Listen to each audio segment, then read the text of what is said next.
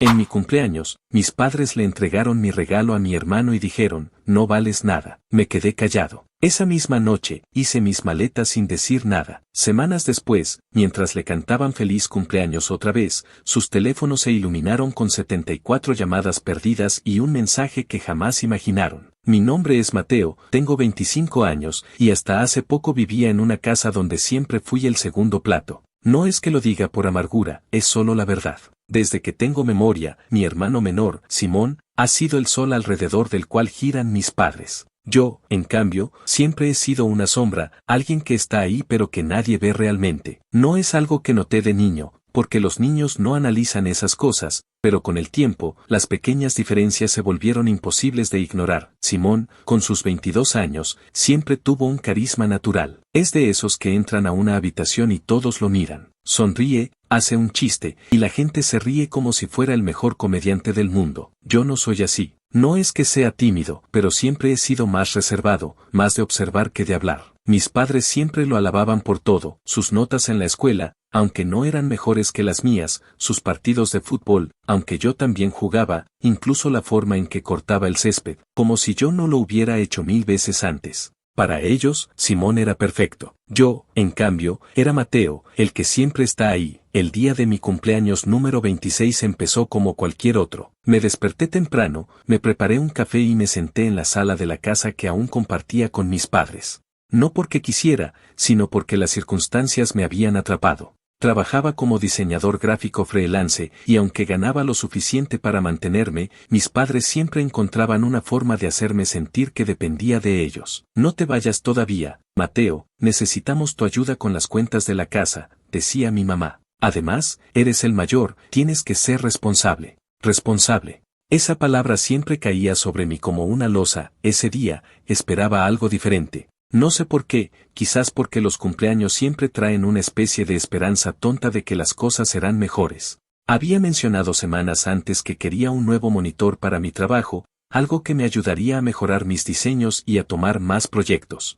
No era barato, pero sabía que mis padres podían permitírselo. Después de todo, siempre gastaban fortunas en Simón, ropa de marca, un auto nuevo para su graduación, incluso un viaje a Europa porque se lo merecía. Yo no pedía mucho, solo un gesto, algo que me dijera que me veían. La cena de cumpleaños fue en la casa. Mi mamá preparó lasaña, mi plato favorito, y por un momento pensé que tal vez habían planeado algo especial. Simón llegó tarde, como siempre, con esa sonrisa que desarmaba a todos. Mi papá le dio una palmada en la espalda y le dijo, ahí está mi campeón. Yo solo sonreí, acostumbrado a que la atención se desviara hacia él. Cuando llegó el momento de los regalos, mi corazón dio un pequeño salto. Había una caja grande en la mesa, envuelta en papel brillante. Mi mamá la empujó hacia el centro y dijo, esto es para el cumpleañero. Por un segundo, me permití creer que era para mí. Me acerqué, listo para abrirla, pero entonces mi papá se rió y dijo, no, Mateo, esto es para Simón. Es su regalo de cumpleaños adelantado. Simón ni siquiera había cumplido años todavía, faltaban semanas. Me quedé congelado. Miré la caja, luego a mis padres, esperando que fuera una broma, pero no lo era. Simón abrió el paquete con una emoción que no intentó disimular, y dentro estaba un monitor de última generación, exactamente el que yo había mencionado. ¡Guau! Esto es increíble, exclamó Simón, mientras mis padres lo miraban como si hubiera ganado un Nobel. Yo solo estaba ahí, con las manos vacías, sintiendo que el aire se me escapaba. ¿Y para mí? Pregunté, tratando de mantener la voz firme. Mi mamá me miró con esa expresión que usaba cuando estaba a punto de justificar algo. Ay, Mateo, no te pongas así. Este año las cosas están apretadas, y Simón necesitaba esto para sus estudios. ¿Sus estudios? Simón estudiaba administración, y lo más cerca que estaba de usar un monitor como ese era para jugar videojuegos. Entonces mi papá soltó las palabras que se me grabaron como un tatuaje. Además, Mateo, no vales nada para andar exigiendo regalos. Sé agradecido con lo que tienes. El silencio que siguió fue ensordecedor. Simón ni siquiera levantó la vista, ocupado admirando su nuevo juguete. Mi mamá fingió que no había pasado nada y siguió sirviendo postre. No dije nada. No grité, no lloré, no hice una escena. Solo me levanté de la mesa, subí a mi cuarto y cerré la puerta. Sentí un nudo en el pecho, pero no era tristeza, era algo más profundo, como si algo dentro de mí se hubiera roto para siempre. Esa noche, mientras la casa estaba en silencio, saqué una maleta del armario y empecé a empacar. No hice ruido, no quería que nadie supiera. Ropa, mi laptop, algunos libros y mi dignidad, o lo que quedaba de ella. No dejé una nota, no hice un drama. Simplemente me fui. Conduje en la oscuridad, las luces de la ciudad parpadeando como si intentaran decirme algo. No tenía un destino claro, solo sabía que necesitaba alejarme. Terminé en un motel barato a las afueras, con un letrero de neón que zumbaba y un olor a humedad que se pegaba a la ropa. El recepcionista, un hombre mayor con ojeras profundas, me dio una llave sin mirarme 2 veces. Me senté en la cama, mirando el techo agrietado, y por primera vez en mucho tiempo, respiré hondo. No era libertad, no todavía, pero era un paso. A la mañana siguiente, el rugido de un camión me despertó. La luz del sol se colaba por unas cortinas viejas y me sorprendí al darme cuenta de que había dormido bien, sin pesadillas ni interrupciones. Había algo liberador en estar solo, sin el peso de las miradas de mi familia, sin sus palabras cortantes. Pero también sabía que no podía quedarme en ese motel para siempre. Necesitaba un plan, y rápido. Encontré un café a pocas calles, un lugar pequeño con mesas de madera y un olor a café recién molido que me calmó los nervios. Pedí un espresso y me senté en una esquina con mi laptop. Revisé mis correos y vi un mensaje de un cliente que necesitaba un logo para su negocio. Era un proyecto pequeño, pero pagaba al instante. Acepté sin pensarlo 2 veces. Luego, abrí mi cuenta bancaria, esperando encontrar algo de dinero para sobrevivir los próximos días. Lo que vi me dejó helado, mi cuenta estaba casi vacía. Había asumido que tenía algunos ahorros, pero entre las facturas de la casa que siempre pagaba y los préstamos que mis padres me pedían, no quedaba nada. Peor aún, cuando revisé mi reporte de crédito, descubrí un desastre, un préstamo personal de $12,000, una tarjeta de crédito con un saldo de $4,000, facturas de servicios que nunca usé. Todo a mi nombre, pero nada era mío. Mis padres habían estado usando mi identidad como si fuera un cajero automático, y yo, confiado, nunca lo cuestioné. La rabia me quemó por dentro, pero también sentí vergüenza. ¿Cómo no lo vi venir? Siempre creí que, aunque me trataran como un mueble viejo, no me harían algo tan bajo. Pero ahí estaba la prueba, en números rojos y correos de acreedores. Me terminé el café de un trago, ignorando cómo me escaldó la garganta, y busqué en internet qué hacer en casos como este.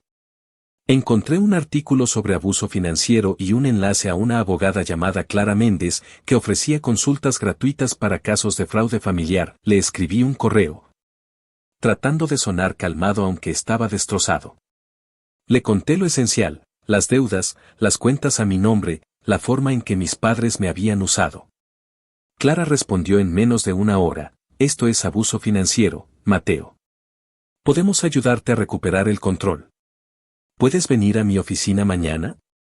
Sentí un alivio que no esperaba, como si alguien por fin me viera. Esa noche, en el motel, hice una lista en una libreta vieja, encontrar un lugar para vivir, conseguir más trabajo, protegerme de mi familia.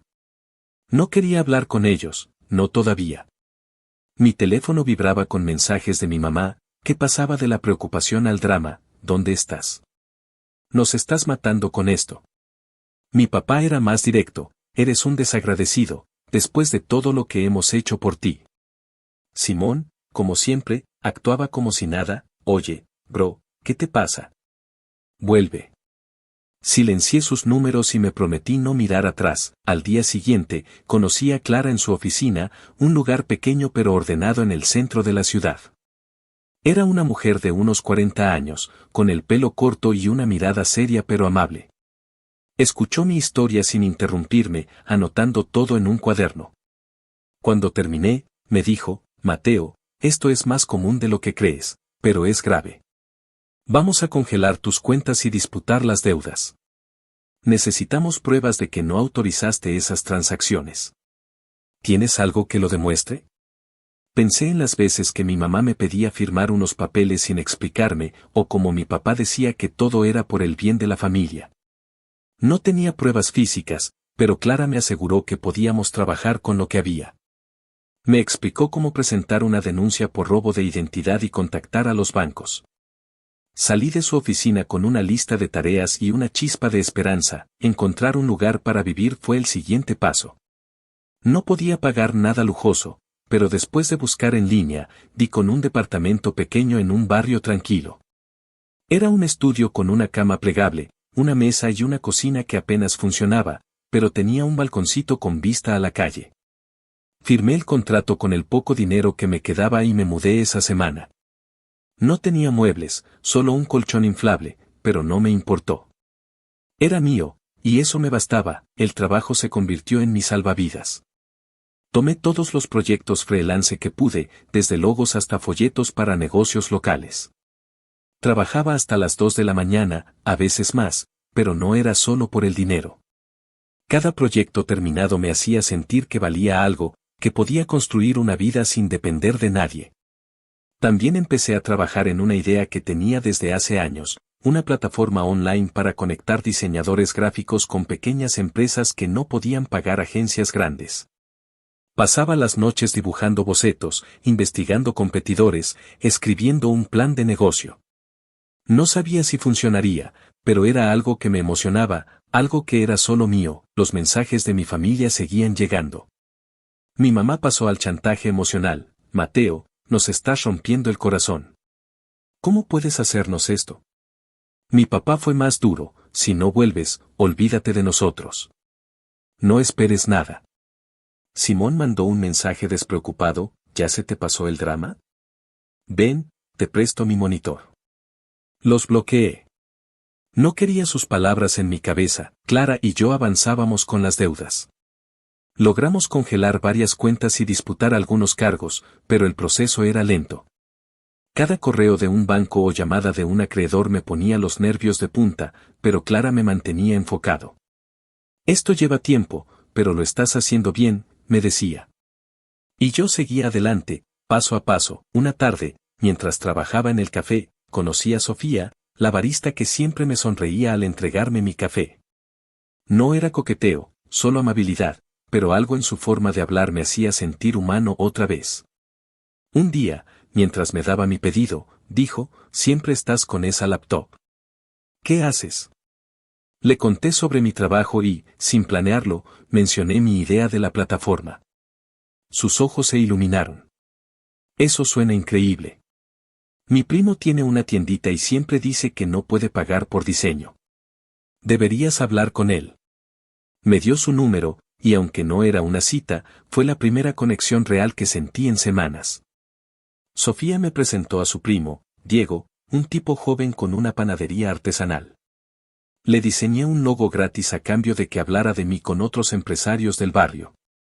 Así empezó a correr la voz. En un mes, tenía 4 clientes nuevos, todos referidos por Diego. No era una fortuna, pero era un comienzo. Cada pequeño éxito me recordaba que podía salir adelante, que no necesitaba la aprobación de mi familia. El cumpleaños de Simón se acercaba, y sabía que mis padres planeaban algo grande, como siempre. Probablemente alquilarían un salón, contratarían un DJ y llenarían la mesa de regalos caros. Yo, mientras tanto, estaba en mi pequeño departamento, trabajando con Clara para desenredar el desastre financiero. Habíamos descubierto más, un préstamo para un auto que Simón usaba, facturas de un gimnasio de lujo, pagos a una tienda de ropa cara. Todo a mi nombre. La rabia seguía ahí, pero la estaba usando para construir algo mejor. Una noche, mientras revisaba mi plan de negocio, recibí un correo de Clara. Buenas noticias, decía. Cancelamos una de las tarjetas fraudulentas. Es un gran paso. Sonreí, algo raro últimamente. Sabía que el camino era largo, pero cada paso me acercaba a la libertad. Y aunque no lo decía en voz alta, una parte de mí empezaba a planear cómo hacer que mi familia enfrentara lo que habían hecho. No quería venganza, no exactamente, pero sí justicia. Y eso, por ahora, era suficiente. Los días siguientes fueron una mezcla de trabajo agotador y pequeños triunfos.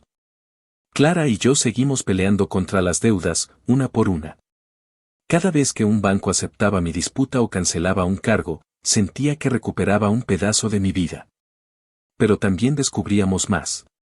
Había facturas de un club de golf al que nunca fui, pagos a una tienda de electrónicos por equipos que Simón usaba, incluso un préstamo para un curso en línea que mi hermano nunca terminó.